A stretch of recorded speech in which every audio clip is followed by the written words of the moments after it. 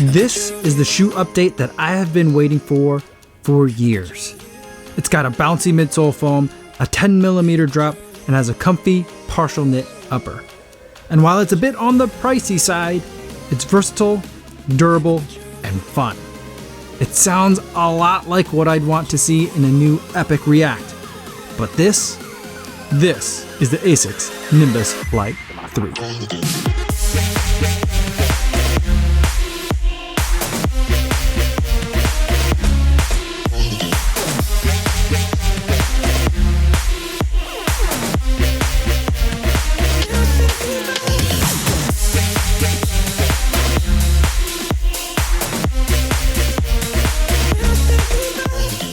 10.19 miles, 8 minutes, 5 seconds per mile on average for today's workout, which was a 10-mile run with 4 of those miles at moderate pace, which was a perfect way to take the ASICS Nimbus Lite 3 out for a first run. Now, before I give my thoughts on this shoe after just this first run, I do want to go over some disclosures. This is a pair of shoes that ASICS sent to me for the purpose of a review. However, they're not paying me to make this video or to use the shoe, and they're not going to get a chance to preview any of my footage or my thoughts before you guys get a chance to see this video on YouTube. So with that disclosure out of the way, let's talk about the ASICS Nimbus Lite 3. First, let's go over some specs. This is a 25mm stack height shoe with a 10mm drop, giving us 15mm of flight foam in the midsole. Now, you can't see it, but there is heel gel in here that's supposed to be a little bit softer than ASICS gel has normally tended to have been. And there's also, I think, a little, I don't know the exact shape, but I think it's a little ring of ASICS gel right underneath the pad of the foot. On the outsole, we also have plenty of strategic rubber coverage, and it's going to be able to stand up to a lot of miles.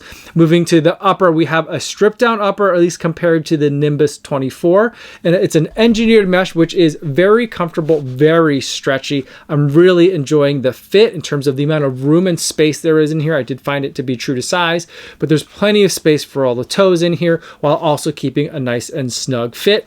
On the tongue, we've got the wonderful knit material that we saw in the Nimbus 24, and we're seeing it again here. The gusset that's in here also keeps it in place and makes the entire thing really comfortable. I really wish they would just make an entire shoe out of this knit material because it just feels so good.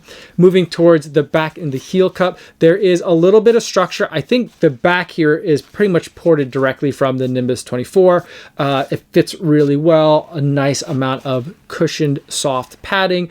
Not a very tall heel cup, but it does kind of move forward a little bit to make sure that heel doesn't move around too much. Altogether, this shoe comes in at a total weight of just 9.2 ounces. Now let's talk about what it was like to run in this shoe. And this shoe was both very similar to the Nimbus 24 that I reviewed last week, but also really different in such a good way as well. In terms of things that are similar to like the ASICS Nimbus 24 is that the midsole foam is nice and lightweight, but also squishy in a very good way. It absorbs impact from the road, but also bounces you back in terms of the recoil in a very pleasant way that I find works really well for not only easy paces, but also moderate paces as well. Here we've got just regular flight foam, and there's 3 tiers of flight foam. There's flight foam blast, like we've seen in the Nova Blast, and then there's flight foam blast plus, which is what's in the Nimbus 24. And as you go kind of up that chain, the materials get lighter and bouncier. That being said, I think that they've done something different to the flight foam here. Now, I'm pretty sure that this is the first time that I've run in a Nimbus Lite, but I'm also pretty sure that I've run in a flight foam shoe before. I could be wrong on that, but I'm pretty sure I have.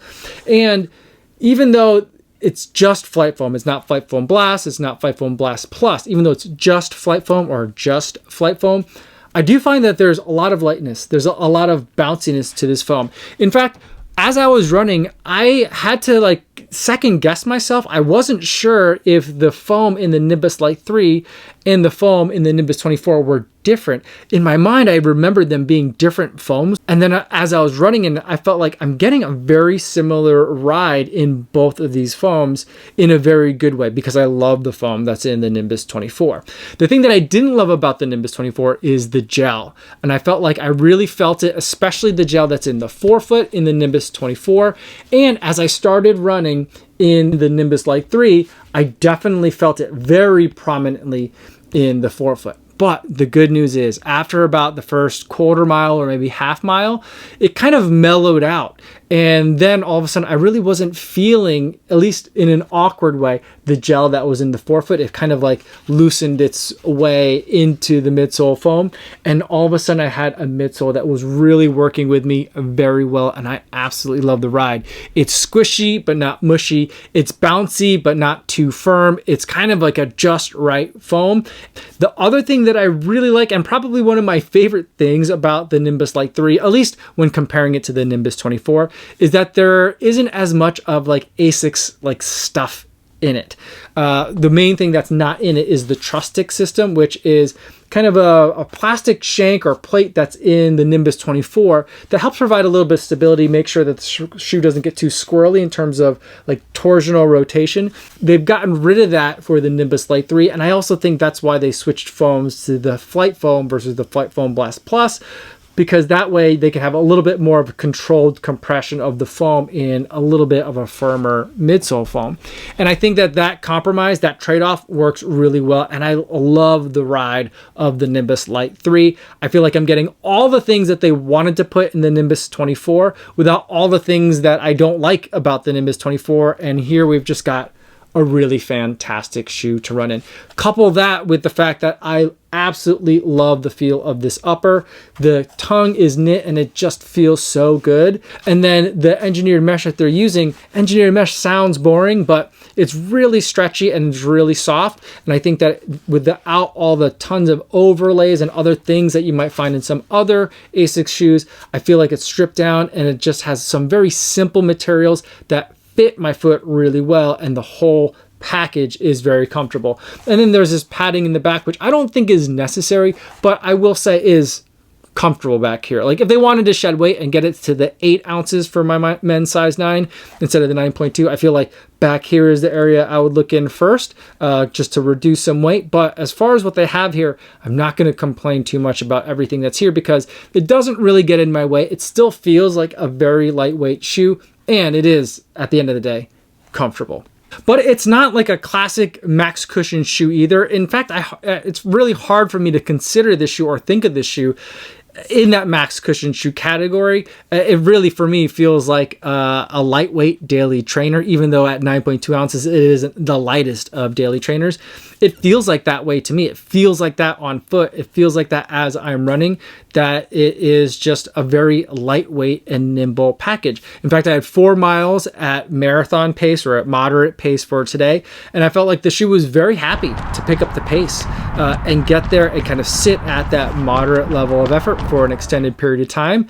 And I found myself really enjoying running a little bit faster in this shoe. So I feel like this is a shoe that's going to be a really easy choice for your long runs, because I think it's going to make it really easy to just like tick off those miles as you're going for the long run. And then if you do have to pick up the pace, it's not going to complain at all. So I'm looking forward to putting in some very long runs in this shoe to see how it does. Because right now I'm thinking that this could be one of those shoes that people buy if they're looking to buy 1 or maybe only 2 shoes and potentially race their marathon in it.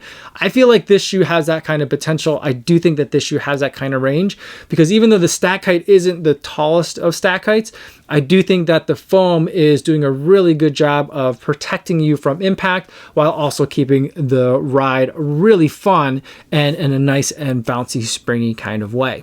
And the more that I think about it and the more that I look at this shoe, I keep thinking back to the Epic React, which I was a huge fan of several years ago when that shoe first came out. It was a shoe that also confused me because it seemed like the stack height was a little bit high. It seemed like for a daily trainer, it seemed a touch on the heavy side. It seemed like it was a little bit on the expensive side as well. I think the pricing is almost the exact same as with the Nimbus Lite 3. And I just didn't understand are they going for like hardcore runners on this? Are they looking to attract new runners with this shoe? But you know what? The answer was yes to everything.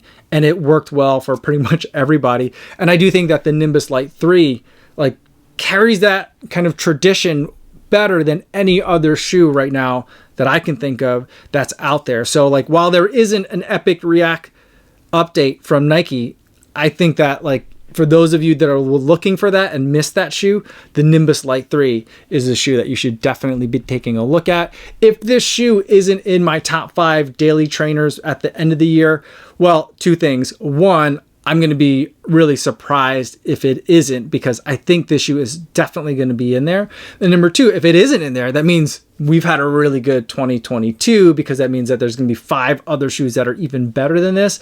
And right now I'm having a hard time seeing that happening, because instantly I could tell from like the first run, this is going to be a fantastic shoe. A lot of people are really going to love it.